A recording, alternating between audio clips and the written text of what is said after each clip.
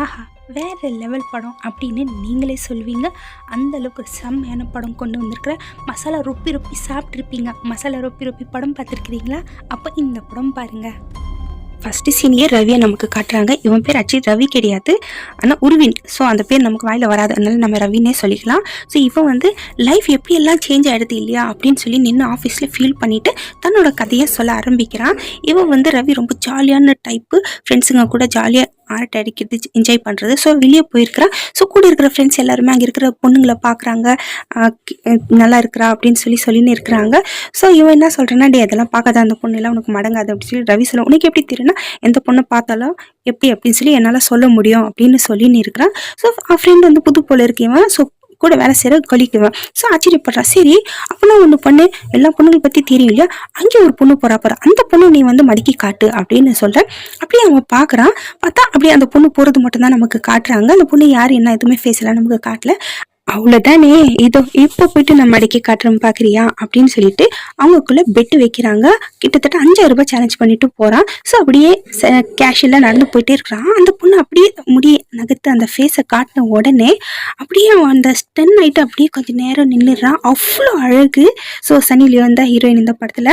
So பார்த்துட்டு அப்படியே சைலண்ட்டாக நிற்கிறான். இவ்வளோ அழகாக இருக்கிறாள் அப்படின்னு சொல்லி கேஷுவலாக போயிட்டு உக்காந்துடுறான். அவன் பார்க்குற எக்ஸ்கியூஸ் மீனா எக்ஸ்கியூஸ் எல்லாம் கிடையாது, நீங்கள் ரொம்ப அழகாக இருக்கிறீங்க அப்படி இப்படின்னு சொல்லி பேச, அந்த பொண்ணு என்ன வேணும்னா, இல்லை என் ஃப்ரெண்டு வந்து உங்களை பேசணும், அது அந்த ரொம்ப பிடிச்சிருக்குன்னு சொன்னான் அப்படின்னு சொல்லி அந்த கன்னடிக்காரனை காட்ட, அப்படியா ஃப்ரெண்டை பேர் வச்சு நீ வேலை பண்ணுறியா, எவ்வளோ பெட்டி கட்டியிருக்கே அப்படின்னு சொல்லி கேட்க அவனுக்கு ஒரு மாதிரி ஆயிடுது. அச்சோ நம்மளை கண்டுபிடிச்சிட்டாலே அப்படின்னு சொல்லி, இங்கே பாரு இந்த மாதிரி நான் நிறைய பேரை பார்த்துருக்குறேன், இந்த சீனெல்லாம் என்கிட்ட போடாத அப்படின்னு சொல்ல, எனக்கு எந்த இன்ட்ரெஸ்ட்டோ இல்லைன்னா ப்ளீஸ் அப்படி பண்ணாதே, என் ஃப்ரெண்ட்ஸ் முன்னாடி என் மானத்தை வாங்காத, சரி அதெல்லாம் பரவாயில்ல அப்படின்னு சொல்லிட்டு நம்ம கையாவது கொடுக்கலாம் அப்படின்னு சொல்லி அவன் தன்னை இன்ட்ரடியூஸ் பண்ணிக்கிறான். என் பேர் ரவி அப்படின்னு சொல்லி. ஃப்ரெண்ட்ஸ் எல்லாம் வந்து ரொம்ப சந்தோஷமா, ஏன் அவன் பேசுறான்டா, கையெல்லாம் கொடுக்குறான்டா அப்படின்னா, அந்த பொண்ணு இப்போ நான் கை கொடுத்துட்டா நீ பந்தயத்தில் ஜெயிச்ச மாதிரி தானே, ஆனால் நான் கை கொடுக்க மாட்டேன் அப்படின்னு சொல்ல, ஃப்ரெண்ட்ஸ் எல்லாம் பார்க்குறாங்க அந்த பொண்ணு கை கொடுக்குறாளான்னு சொல்லி. ஆனால் அவள் கொடுக்கல. ஸோ மொக்க வாங்கிட்டா ரவி. ஐயோ இப்போ ரொம்ப உஷாரா இருக்கிறாளே அப்படின்னு சொல்ல, சரி நான் கை கொடுக்கணும்னா ஒன்று பண்றியா, உனக்கு வர பெட்டு காசுல எனக்கு பாதி தந்துறியானா, எனக்கு உலகத்திலேயே ரொம்ப பிடிச்ச பொண்ணு நீதான் மாற போற அப்படின்னு சொல்லிட்டு கை கொடுக்குறான். அதுக்கப்புறம் ஃப்ரெண்ட்ஸ் முன்னாடி அவன் கெத்தா மெயின்டைன் பண்ணிக்கிட்டு அப்படியே 2 பேரும் வந்து வெளியே வராங்க. பீச் ஓரமா தன்னை பத்தி கேட்கறான். பேர் கேட்டா அவன் சொல்ல மாட்டேன்றான். அப்புறம் சரி என் பேர் செலினா அப்படின்னு சொல்ல, சூப்பரான பேரு அப்படின்னு சொல்லிட்டு அப்படியே 2 பேர் வந்து ரொம்ப பர்சனலா பேச ஆரம்பிக்கிறாங்க. செலினா என்ன சொல்றேன்னா, ரொம்ப பர்சனலா போக வேணாம் அப்படின்னு சொல்லிட்டு ரொம்ப அதை விட அதிகமாக பர்சனலாக போயிடுறாங்க. 2 பேரும் அன்றைக்கி நைட்டு ஒன்று ஸ்பெண்ட் பண்ணுறாங்க. ஸோ ரொம்ப சந்தோஷமாக இருக்கிறாங்க. இவங்களுக்கு ஒருத்தர் பேரை தவிர வேறு எதுவுமே தெரியாது. ஸோ இப்போ காலையில் ஏஞ்சி பார்த்தா வெறும் பெல் அடிக்கிறாங்க. யாருன்னு பார்த்தா ஃப்ரெண்ட்ஸு, இந்தாடா பெட்டு காசு கொடுக்க தான் வந்தேன் அப்படின்னு சொல்ல, அவன் டி கிளம்புடா, இந்த டைம்லேயே அந்த பொண்ணு உள்ளே இருக்காடா, டி அதெல்லாம் பேசாத போங்கடா இங்கேருந்து அப்படின்னு சொல்லி அவங்கள ஓட்டிட்டு உள்ளே வந்து பார்த்தா அந்த பொண்ணு வந்து பின்னாடி வந்து நிற்கிற மாதிரி இருக்குது. ஸோ அவங்களுக்கு ரொம்ப சந்தோஷமாக இருக்குது. பார்த்தா இல்லை, எல்லாமே இவனோட பிரம்மை, செலினா போயிட்டா. ஸோ இப்போ இவனும் தன்னோட ஊருக்கு திரும்பி வரான். ஸோ இப்போ ஏதோ பிக்னிக்காக தான் வந்திருக்கிறான் போல இருக்கு. இப்போ பார்த்தா கையில் மோதிரம் இருக்கு. ஸோ இவனுக்கு ஆல்ரெடி மேரேஜ் ஆயிடுச்சு. ஸோ இப்போதான் பார்த்து ஆச்சரியமா இருக்கு. பார்த்தா ஒய்ஃப் சிம்ரன் வெளியே நின்றுட்டு இருக்கிறா, வெல்கம் பண்றா. ஸோ எல்லாருக்கிட்டையும் இன்ட்ரடியூஸ் பண்ணி, ஃப்ரெண்ட்ஸ் எல்லாம் ஆல்ரெடி தெரியும் போல இருக்கு, இன்ட்ரடியூஸ் கிடையாது. ஸோ எல்லாருக்கிட்டையும் பேசுறாங்க. ஆனால் இவனுக்கு மட்டும் தெரியாது, இவன் புது ஆளு. ஸோ இவங்க வந்து பிசினஸ் மீட்டிங் தான் போயிருப்பாங்க. ஸோ அங்கே தான் மீட் பண்ணியிருப்பாங்க. ஸோ இவ சிம்ரன் ஆல்ரெடி இவனுக்கு கல்யாணம் ஆயிடுச்சா அப்படின்னு சொல்லி அவன் அப்படி ஷாக்கிங்கா இருக்கிறான். கல்யாணம் ஆயிட்டு அந்த வேலையெல்லாம் பார்க்குறான் அவன் அப்படின்னு சொல்லி. ஸோ ஃப்ரெண்ட்ஸ் எல்லாம் வாய்மூடுறா அப்படின்னு சொல்லிடுறாங்க. ஃப்ரெண்ட்ஸ் அதாவது ஒய்ஃப் முன்னாடி எதுவுமே நீ பேசாத, சைலண்ட் ஆயிரு அப்படின்னு சொல்லி இது பண்ணிடுறாங்க. அதுக்கப்புறம் நைட் வந்து சிம்ரன் ரவி 2 பேரும் வந்து பிசினஸ் மீட்டிங் முடிச்சுட்டு வந்தாங்களே. ஸோ கெட் டுகெதர் வைக்கிறாங்க. ஸோ தன்னோட க்ளோஸ் ஃப்ரெண்ட்ஸை கூப்பிட்டு ஸோ சமையல் பற்றி, ஸோ 2 பேர் எந்த அளவுக்கு அவங்க லவ்ல இருக்கிறாங்க, இவன் வந்து தன்னோட ப்ரொஃபஷனல் எல்லாமே விட்டுட்டு இவனுக்காக சொல்லி வாழ்ந்து நிற்கிறா. ஸோ இப்போ வந்து இவன் ரவியோட க்ளோஸ் ஃப்ரெண்ட் என்ன சொல்றான்னா, இங்கே பாரு நீ வந்து தப்புக்கு மேலே தப்பு பண்ணிட்டு இருக்கேன்னா, டே நான் எதுவுமே பண்ணலடா, அங்கேயே முடிஞ்சு போச்சு அப்படின்னு சொல்றான். ஆனால் அவன் மைண்ட்ல ஃபுல்லாக செலினா தான் இருக்கிறா. ஸோ இப்போதான் வந்து கொஞ்சம் கொஞ்சமாக அவனுக்கு ஸ்டார்ட் ஆகுது. ஸோ அதெல்லாம் மறந்துட்டு மறுபடியும் அந்த ஒய்ஃப் கிட்ட வர வந்து, இங்கே உனக்காக நான் ஒரு கிஃப்ட் வாங்கி வந்திருக்கிறேன் அப்படின்னு சொல்ல, 2 பேர் வந்து ரொம்ப அன்பா பாசமாக இருக்கிறாங்க. அன்னைக்கு அவங்களோட ரொம்ப சந்தோஷமா இருக்கிறாங்க. நைட்டு தூங்கிட்டு இருக்கிறான். ஆனால் இவனுக்கு மைண்டு ஃபுல்லாக வந்து செலினா தான் இருக்கிறா. ஸோ அவ கூட நடந்து போனது, சுற்றுனது, இதையே நினச்சி யோசிச்சு ஃபீல் பண்ணிட்டு இருக்கிறான். சொல்லாமல் ஏன் போயிட்டா அவ அப்படின்னு சொல்லி இப்போ மார்னிங் ஏச்சதும் ஒய்ஃப்க்கு வந்து சிம்ரனுக்கு காஃபி எடுத்துன்னு வந்து கொடுக்குறான். ஆனால் ரொம்ப பாசமாக ரொம்ப ரொமான்டிக்காக ரொம்ப அன்பாக இருக்கிறாங்க 2 பேரும். இப்போ வந்து ஆஃபீஸ்க்கு வந்துடுறான். ஆஃபீஸில் வந்து நல்ல ஒரு பொசிஷனில் இருக்கிறான். ஸோ ஹார்ட் ஒர்க் பண்ணி தான் இந்த இடத்துக்கு வந்திருப்பான். ஆனால் இப்போ இவனுக்கு வந்து வேலையில் நினைப்பு இல்லை. ஸோ செலினா பேர் தேடி ஸோ எதுலையாவது அவள் இருக்கிறாளா அப்படின்னு சொல்லி சோஷியல் மீடியாவில் தேடுறா. ஒரே ஒரு ஃபோட்டோ மட்டும் தான் கிடைக்குது. அதுவும் வந்து ஃபேஸ் தெரியல அதில். ஸோ அதை வச்சுக்கிட்டு தேடுற எல்லா மாடல்ஸையும் தேடுற ஒரு மாடலாக இருப்பாளோ அப்படின்னு சொல்லி. ஆனால் எங்கேயுமே வந்து அவளோட ஒரு ஃபோட்டோ தவிர வேறு எதுவுமே கிடையாது. சரி எல்லா சோஷியல் மீடியாலையும் வந்து தேடி பார்க்குறா. ஸோ அங்கேயும் வந்து இல்லை. சரி கிடைச்ச வரைக்கும் லாபம் சொல்லி அந்த ஃபோட்டோ மட்டும் அவன் எடுத்துக்கிறான். எடுத்துக்கிட்டு சரி இதை பற்றி நம்ம கண்டுபிடிச்சே ஆகணும் அப்படின்னு சொல்லி. ஆனால் அவன் ட்ரை பண்ணுறான். அவளை பற்றி நினைக்கக்கூடாதுன்னு. ஆனால் மைண்டில் தான் இருக்கிறான். இப்போ வந்து ஹஸ்பண்ட் ஒய்ஃப் இந்த சிம்ரனும் ரவியும் பேசிட்டு இருக்காங்க. ஸோ யார் பற்றியும் பேச ரவி கோவப்படுறான்.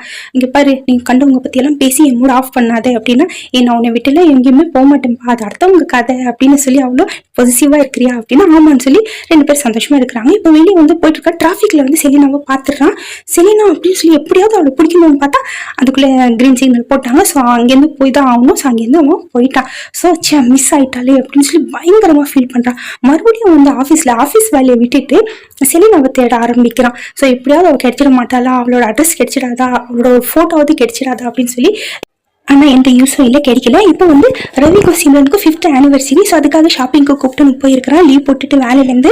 ஸோ அதே இடத்துல வந்து செலினாவும் வந்து ஷாப்பிங் பண்ணி டைல் பார்த்துட்டு இருக்க ட்ரெஸ்ஸு, சிம்ரனும் அதே ட்ரெஸ் தான் போட்டுன்னு வந்திருப்பா. ஸோ அது வந்து ரவி தான் செலக்ட் பண்ணி கொடுத்துருப்பான். அவன் என்ன சொல்லுவானா, சிம்ரன் எனக்கு வந்து 5th ஆனிவர்சரி என் ஹஸ்பண்ட் தான் இந்த ட்ரெஸ் போட்டுக்க சொன்னா, ஆனால் எனக்கு ஃபிட்டே ஆகலை அப்படின்னு சொல்ல செலினா வந்து பரவாயில்ல நீ இதை எடுத்துக்கணும், ஐயோ வேணாம் உங்களுக்கு ரொம்ப அழகாக இருக்குது நீங்கள் போட்டுக்கோங்கன்னா அதில் என்ன இருக்குது, பார்க்கறதெல்லாம் நம்ம எடுத்துக்கணும்னு அவசியம் இல்லை இல்லையா, உன்னோட 5th ஆனிவர்சரி கிஃப்ட் நினச்சி நீ எடுத்துக்கோ, எனக்கு எந்த பிரச்சனையும் இல்லை அப்படின்னு சொல்லி விட்டு கொடுத்துட்றா. ஸோ அது ரொம்ப சந்தோஷம். இப்போ வந்து எக்ஸலெக்டில் போகிறப்போ காட்டுறா, ரவி அங்கே பாரு அவள் தான் வந்து ட்ரெஸ் விட்டு கொடுத்தவ அப்படின்னு சொன்ன உடனே அவன் அப்படியே பார்க்குறான். பார்த்தா செலினா அவ்வளோதான் அவனுக்கு ஒரு மாதிரி எம்பரேசிங்காக இருக்குது. ஏன்னா அவனுக்கு ஆல்ரெடி கல்யாணம் ஆயிடுச்சு அப்படின்னு சொல்லி அதுவும் மோதிரமோ பார்த்துட்டு செலினா அப்படியே மூஞ்சி திருப்பிக்கிட்டு போயிடுறா.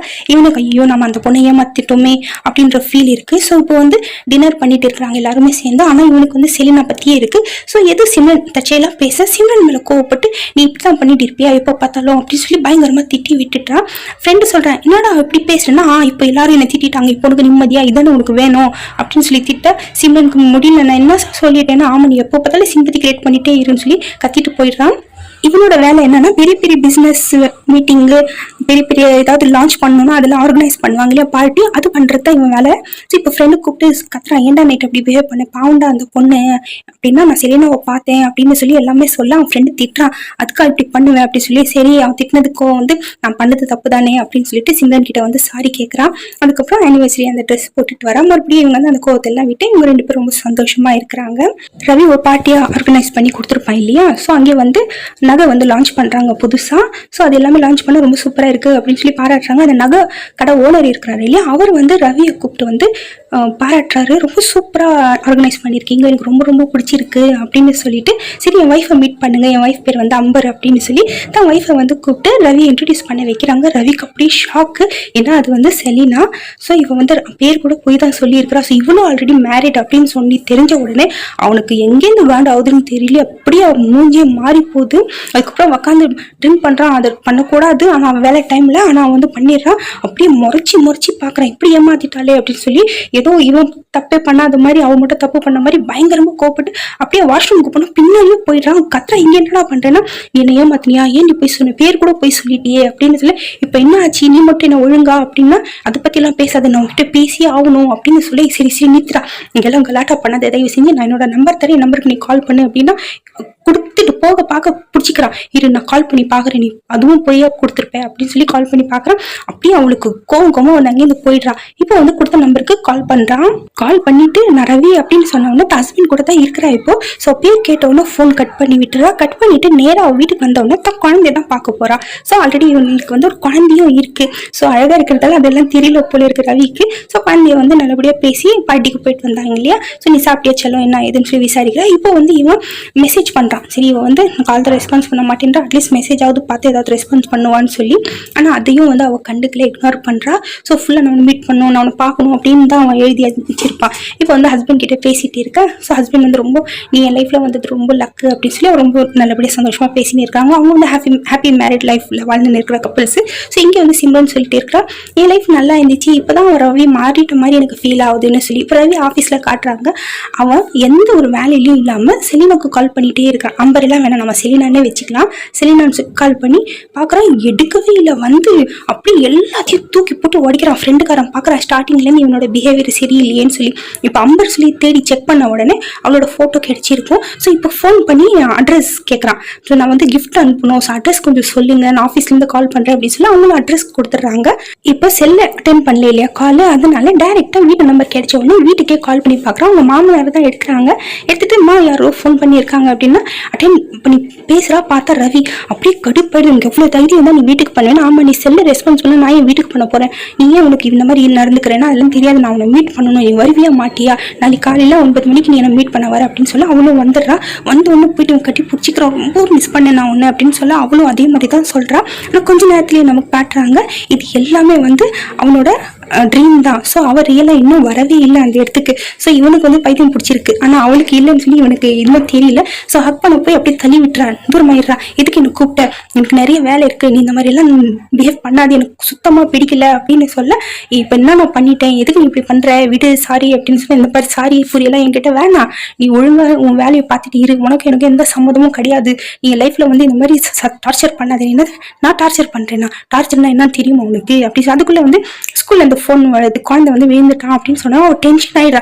அவன் வந்து நின்று பேசாம போகக்கூடாது அப்படின்னு சொல்லி பிடிச்சி இழுக்க. அங்கே ஹோட்டலில் இருக்கிற எல்லாருமே திரும்பி பார்க்குறாங்க. செலினாக்கு பயங்கர கோவம் வந்து தண்ணி எடுத்து அப்படியே மூஞ்சில விசாரிச்சுட்டு, மரியாதையை உன் வேலையை பாரு, என்னெல்லாம் டிஸ்டர்ப் பண்ணுற வேலை வச்சுக்காது அப்படின்னு சொல்லிட்டு போக அவனுக்கு அப்படியே எம்பாரசிங்காக இருக்குது. எல்லாரும் முன்னாடி அசிங்கப்படுத்திட்டா போகிறேன், நான் டார்ச்சர் பண்ணுறேன், நான் உன்னை வச்சுக்கிறேன் அப்படின்னு சொல்லி. இப்போ வந்து எல்லாத்தையும் வந்து ஃப்ரெண்ட் கிட்ட சொல்கிறான். அவள் ஆல்ரெடி மேரிடு, என்ன அவள் டார்ச்சர் பண்ணுறேன்னு சொல்கிறா. டார்ச்சர்னா என்ன நான் அவளுக்கு காட்டுறேன்னா அப்படி விடுறா, நீங்கள் 2 பேரும் போய் தான் சொல்லியிருக்கிறீங்க, இப்போ எதுக்கு அதை பெருசாக்குறேன்னா இவன் அதெல்லாம் கேட்குற மாதிரி இல்லை.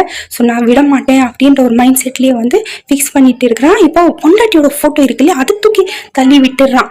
ஸோ இவனுக்கு இப்போ வந்து செலினா தான் ஃபுல்லாக மண்டையில் ஏறி ஆடுறா போல இருக்குது. ஸோ ஆஃபீஸில் வந்து மேனேஜரும் வந்து திட்டுறாங்க, நீ ஏன் நீ இந்த மாதிரி பண்ணுற, வேலையிலேயே உனக்கு நினைப்பு இல்லை அப்படின்னு சொல்லி. அங்கே ஒரு ஆனுவலப் இருக்குது, அதாவது இன்விடேஷன், அந்த ஆஃபீஸில் ஏதோ பார்ட்டி. ஸோ அவன் கண்ணெல்லாம் அதில் தான் இருக்குது. எப்படியாவது இதை தூக்கிக்கிட்டு நம்ம செலினா வீட்டுக்கு போயிடணும் அப்படின்னு சொல்லி. ஸோ அதை எடுத்துக்கிட்டு அங்கே வந்துடுறான். வந்துட்டு இன்வைட் பண்ணுற மாதிரி அவங்க மாமனார் கிட்ட பேச இவ்வளோ வந்துடுறா செலினா.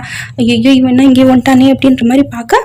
அதுக்கப்புறம் அவன் போயிடுறான். நம்ம மறுபடியும் வரேன்னு சொல்லிட்டு இப்போ ஹஸ்பண்ட் ஒய்ஃப் பேசிட்டு இருக்காங்க. செலினாவும் ஹஸ்பண்டும், இங்கே பாரு நீ என் லைஃப்ல வந்தது நான் ஏதோ பண்ண புண்ணியம் தான், அப்படின்னா நான் அவ்வளோ நல்லவெல்லாம் கிடையாதுன்னு அப்படிலாம் பேசாதே, நீ எனக்கு கிடைச்சது ஒரு வாரம், நீ எல்லாரையும் எப்படி அழகாக பார்த்துக்கிற அப்படின்னு சொல்லி அவன் புருஷன் பாராட்ட. செலினாவுக்கு ரொம்ப ஒரு மாதிரியே இருக்கு, என்னடா நம்ம புருஷன் நம்ம மேலே இவ்வளோ நம்பிக்கை வச்சிருக்கிறானே, நம்ம இப்படி துரோகம் பண்ணிட்டோமே அப்படின்னு சொல்லி. இப்போ வெளியே போய் பார்த்தாக்கா அப்படியே அந்த இடத்துல அவன் நின்று இருக்கிறான். ஸோ அவளுக்கு எப்படி இருக்கும், ஏற்கனவே ஒரு தப்பு பண்ணி வந்துட்டோமேன்னு பார்த்தா தப்பு பின்னாடியே வருது. இங்கே சிம்ரன் வந்து ஃபீல் பண்ணிட்டு இருக்கிறான், ஏன் இப்படி ஆயிட்டு இருக்கிற அப்படின்னு சொல்ல.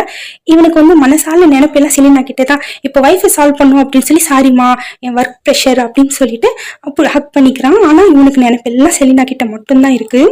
இப்போ செலினா வீட்டில் காட்டுறாங்க, குழந்தை வந்து தண்ணியில் விழுந்துட்டான் அப்படின்னு சொல்லி ரவி காப்பாற்றிருப்பான். அவங்க மாமனார் சொல்கிறாரு, அவனுக்கு ஸ்விம்மிங் தெரியும்னு சொல்லி இவனுக்கு தெரியாது இல்லையா, அதனால தான் குச்சி காப்பாற்றினா. ஸோ முதல்ல இவனுக்கு ஏதாவது ட்ரெஸ் எடுத்து கூட மாற்றுறதுக்கு அப்படின்னு சொல்ல. ஸோ அவன் ஹஸ்பண்டோட ட்ரெஸ் எடுத்து கொடுக்க டக்குன்னு பிடிச்சிக்கிறான். நான் டார்ச்சர் பண்ணுறேன்னு சொன்னேன் இல்லை, இதுக்கு பேர் தான் டார்ச்சரு தெரியுதா, நான் உன் வீட்டு வரைக்கும் வந்துட்டேன், உன் ரூம் வரைக்கும் வந்துட்டேன் அப்படின்னு சொல்ல. இங்கே பாரு நீ வந்து உன் பொண்டாட்டிக்கு இப்படி துரோகம் பண்றிய, நீ எல்லாம் லாய்க்கே இல்லைன்னா நீ அதெல்லாம் பேசாத, ஏன் பர்சனல் விஷயம்லாம் நீ பேசக்கூடாது அப்படின்னு சொல்லி அவன் கோவப்பட. ஓ அப்போ நீ ஏன் பெட்ரூம்ல உட்காந்து இருக்குது, இது என்னோட பர்சனல் இல்லையா, ஏன் பர்சனல் லைஃப்ல நீ இன்டர்ஃபியர் பண்ணா நான் பர்சனல் லைஃப்ல வருவேன், இங்கே பாரு மரியாதையா உன் வேலையிலே நீ இரு, நீ மனுஷனே கிடையாதுன்னு சொல்லி பயங்கரமா பிடிச்சி திட்டுறா. ஆனா அவனுக்கு இன்னும் கோவம் தான் அதிகமாகதே தவிர எப்படியாவது அவளை அடையணும், அவன் எனக்கு வேணும்ன்ற ஒரு வெறியில தான் சுத்துறான் அவன். இப்போ நேரம் வீட்டுக்கு போறான். போன வைஃப் என்ன ஆச்சுன்னா வைஃபை பிடிச்சிட்டு கத்துறான், ஏன் என் கூட இருந்த பொண்ணுக்கு நல்லா இருந்துச்சா, இப்போ என்ன பார்த்தா அவனுக்கு அசிங்கமா இருக்கா, விருப்பா இருக்கா அப்படின்னு சொல்லிட்டு பிடிச்சி பயங்கரமா திட்டுறான். ஆனா இப்போ அவனுக்கு கண்ணுக்கு வந்து அவ சிம்ரன் கிடையாது, செலினாவா தான் தெரியுறா. ஸோ செலினா நினைச்சிட்டு பயங்கரமா அவனோட கோவம் எல்லாத்தையும் காட்டுறான். ஏன் இப்படி பண்ண, ஏன் எனக்கு இந்த மாதிரி பண்ற, ஏன் எனக்கு பாடப்படுத்துற, என்னோட ஃபீலிங்ஸ் நீ புரிஞ்சுக்க மாட்டியா, நான் உன்னை டார்ச்சர் பண்றவ மாதிரி தெரியுறேனா அப்படின்னு சொல்லி பயங்கரமா திட்டா. ஆனா இப்பதான் சிம்ரன் அழுகுறா, என்ன ஆச்சு இவனுக்கு அப்படின்னு சொல்லி. டக்கு நீ ஏன் செலினா எல்லாரும் நீ புரிஞ்சுக்க மாட்டேன்ற அப்படின்ன உடனே அவ அப்படியே உடஞ்சி போயிடுறான். அது செலினாவா அப்படின்னு சொல்லி அதுக்கப்புறம் தள்ளி விட்டுறா. போதையில எல்லா உண்மையும் சொல்லி விட்டான். ஸோ இவன் அப்படியே மனசு கஷ்டமாயிடுது, லவ் பண்ணி கல்யாணம் பண்ணிக்கிட்ட லைஃப் இந்த மாதிரி ஆயிடுச்சுன்னு சொல்லி காலையில வெளியே போக நான் டிரைவ் பண்றேன் அப்படின்னு சொல்ல, இல்லை நானே பண்றேன்னா இல்லை நான் தான் டிரைவ் பண்ணுவேன் அப்படின்னு சொல்லி அவ கார் எடுத்துன்னு போயிட்டு அப்படியே ஸ்பீடா எடுத்துன்னு போறான். செலினா யாரு அப்படின்னு சொல்ல, யார் செலினா, முட்டாள் மாதிரி எல்லாம் ஏதாவது பேசின்னு இருக்காது, ஒழுங்கா ஓட்டு அப்படின்னு சொல்லி தான் தப்பு பண்ணிட்டு கூட அது தப்பே இல்லாத மாதிரி அவங்க பிஹேவ் பண்ணிட்டு சொல்றான். ஒழுங்கு மரியாதை நீ சொல்லிட்டேன்னா நல்லா இருக்கு, இல்ல நீ போய் சொல்லிடுற வரைக்கும் நான் ஸ்பீடு ஏத்திட்டே இருப்பேன் அப்படின்னு சொல்ல, இங்க பாரு நீ இந்த மாதிரி எல்லாம் பண்ணாதேன்னு சொல்லி அவன் திட்டுறான். இல்ல நான் அப்படிதான் பண்ணுவேன் அப்படின்னு சொல்லி பயங்கரமா ஸ்பீடு ஏத்த. சரி நான் சொல்லிடுறேன், அவன் செலினா அவ கூட ஒரு ராத்திரி நான் இருந்திருக்கிறேன் அப்படின்னு சொன்னா வண்டி நிப்பாட்டிட்டு இறங்குடா வெளியே அப்படின்னு சொல்ல, இங்க பாரு தெரியாம பண்ணிட்டேன், என்ன மன்னிச்சிடு, அவளால நேத்து எனக்கு புதிய லவ் எல்லாம் கிடைச்சிச்சு நைட்டு, நான் அனுபவிச்சதே போதும், இதுக்கு மேலே நான் அனுபவிக்க விரும்பல, நீ கிளம்பு, இதோட எனக்கு உனக்கும் முடிஞ்சு போச்சு, எல்லாமே ப்ளீஸ் ப்ளீஸ் புரிஞ்சுக்கணும், இறங்குறியா இல்ல நான் போட்டுமா அப்படின்னு சொல்லி கத்தக்கோமா. சரி நானே இறங்கிறேன்னு சொல்லி இறங்க நடு ரோட்ல அவ விட்டுட்டு அவன் கிளம்பி போயிடுறான். ஆனால் அவள் பண்ணது கரெக்டு தான் சொல்லி எனக்கு தோணுது. உங்களுக்கு என்ன தோணுதுன்னு மறக்காம கமெண்ட்ல சொல்லுங்க. அதுக்கப்புறம் கொஞ்ச நேரத்தில் செலினா கால் பண்ணி பேசுறா. 2 பேரும் மீட் பண்றாங்க. அவன் என்ன சொல்றான், ஏன் நீ இப்படி இருக்கிற, நீ ஏதோ அன்னைக்கு நடந்ததும் முடிஞ்சு போன கதை, நீ ஏன் இப்படி பண்ற அப்படின்னா, இது பேசத்தான் இங்க வந்தியா, என் லைஃபை நீ நாசம் பண்ணிட்டே அப்படின்னு சொல்ல, யாரு ரவி சொல்றான். அதுக்கு செலினா என்ன சொல்றான், நான் உன் லைஃப் நாசம் பண்ணல, நீ தான் உன் லைஃப் நாசம் பண்ணிக்கிட்ட. ஒரு ராத்திரி என் கூட இருந்ததுக்காக 5 வருஷம் ரிலேஷன் நீ அசால்ட்டா விட்டுட்ட, நீ எல்லாம் எனக்கு உண்மையா இருப்பேன்னு நான் நம்புவேன்னு நீ நினைக்கிறியா, இங்க பாரு உனக்கு என்ன என் புருஷன் கிட்ட சொல்லிடுவேன் தான் நீ மிரட்டுவ, நானே போயிட்டு என் புருஷன் கிட்ட எல்லாத்தையும் சொல்லிடுறேன், என்ன அவன் வச்சுக்கிட்டாலும் சரி, என்னை வீட்டை விட்டு துரத்தினாலும் சரி, நான் உன்கிட்ட மட்டும் வர மாட்டேன், புரியுதா, உன்ன மாதிரி ஒரு மனுஷனை நான் பார்த்ததே இல்லை சி அப்படின்னு சொல்லிட்டு போக, அவன் இங்கே இல்லை அங்கேயே இல்லைன்னு சொல்லி அப்படியே அழுதுட்டு நிற்கிறான். ஸோ இதுதான் ஆஃபீஸ்ல நின்று ஃபீல் பண்ணிட்டு இருப்பான். இப்போ ஆஃபீஸ்லேயும் உனக்கு வேலை கிடையாது, ஏன்னா அவன் பண்ண வேலையில் நினைப்பு இருந்தாதானே, அதனால எல்லாமே போச்சு, ஒரு பொண்ணால இவனுக்கு லைஃபே போச்சு அப்படின்னு சொல்றதை விட ஒரு பொண்ணு பின்னாடி போய் இவன் தன்னோட லைஃப் எடுத்துக்கிட்டான்னு சொன்னாதான் கரெக்டாக இருக்கும். ஐ ஹோப் வீடியோ பிடிச்சிருந்தா ப்ளீஸ் மறக்காம